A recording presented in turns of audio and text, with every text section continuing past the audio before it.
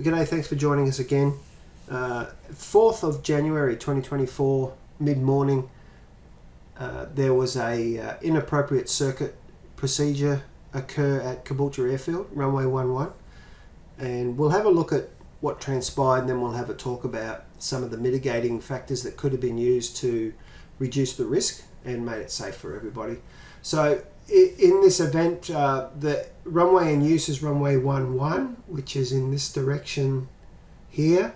This aircraft here is not an RV7, it is actually a Tecnam Eaglet, and it is coming in from the west and is on the non-active side just, and will be joining a crosswind.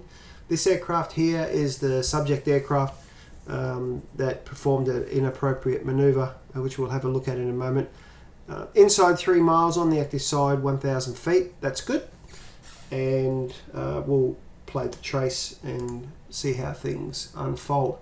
The Cherokee is a lot faster than the Eaglet, and you can see the Tecnam has turned midfield crosswindish, and the Cherokee is about to turn downwind behind the Tecnam.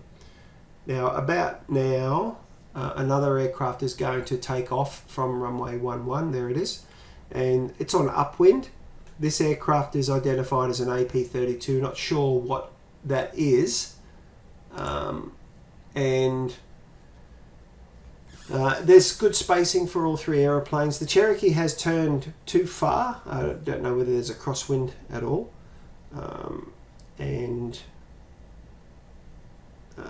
but they're not flying parallel.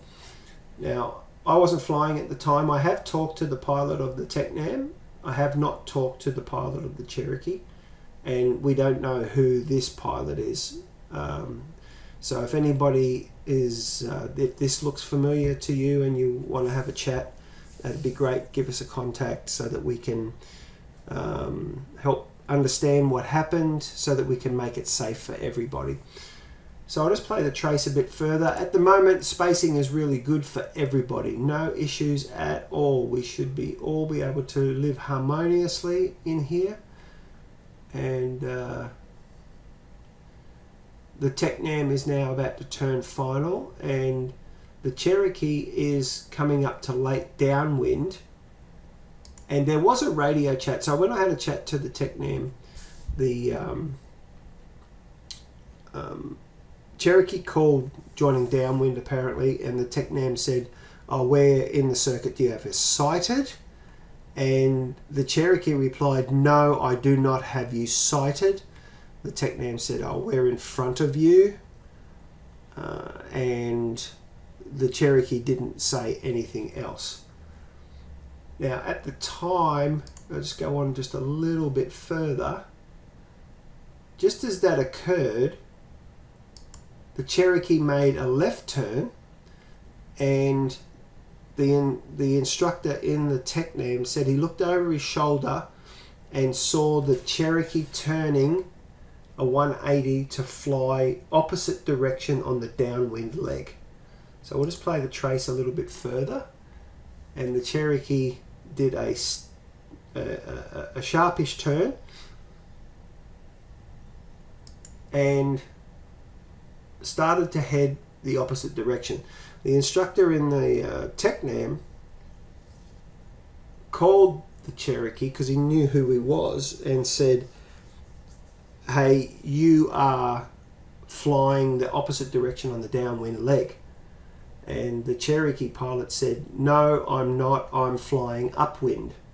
Now, there was no further conversation. The instructor in the Tecnam said, "I'm not going to continue the conversation on the radio." And just to be clear, the upwind leg is on the center line in the direction upwind, as if you're taking off. So I'll just play a little bit further. You can see that the aircraft behind, the AP32, whatever that is, has closed pretty close here. Now, the wonderful thing about technology is that you can normally not rely on it, but it works well when it works well. But a little glitch here, I'm not sure, a glitch in the matrix, but it does a little sideways bend here and puts the aeroplane sort of like an aerobatic maneuver moving sideways. I doubt that that's what happened. Now, I don't know whether the aircraft was actually here in real life or was here, but regardless of that, the height that this aircraft is reported at here was 928 feet, and this aircraft is 804 feet. So that's like 120 feet difference. And I'll just play the trace just a little bit further. And I'll stop it there. So as they went past, as I said, I'm not sure what happens with the technology here. I'm pretty sure that we don't have an aeroplane in the circuit that can perform a maneuver like that, but it's reported here at 919 feet, and that's 837. That's less than 100 feet. Now, why the pilot of the Cherokee decided to do a U-turn and fly opposite direction traffic, we don't know.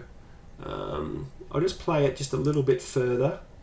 And the instructor in the TechNam says that he doesn't recall any calls from the third aircraft at all.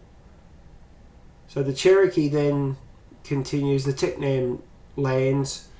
The AP-32 has extended its downwind, not sure why, to join a wide base. And the Cherokee has done an orbit and then continued downwind as a number 2 to the AP-32, whatever aircraft that is, and no further problems existed. So I'll just speed this up a little bit so we can have a look. He does get a little bit close there comparatively, and then follows his in. Spacing seems a little bit tight for a faster aeroplane. Maybe there's a missed approach going on with the AP-32. Let's just go back and have a look at that. What height is he reporting there? 92 feet, so maybe it's a missed approach. And the Cherokee is coming in to land and disappears off the radar screen. So let's just go back and have a look. I think the spacing is okay. If the Cherokee was unable to sight the aeroplane and they communicated with regards to spacing, there's no reason why the Cherokee could not have extended the downwind leg until he had the aircraft sighted and communicated, you know, where are you in the circuit? I'm on final. Okay, well, I'll stay on downwind and extend. Maybe that's a good combination of communication. Not sure if this aircraft made any radio calls at all. The instructor here in the TechNam does not recall anything being said by this person here. Now, I have seen a lot of pilots doing orbits on the downwind leg at uncontrolled aerodromes.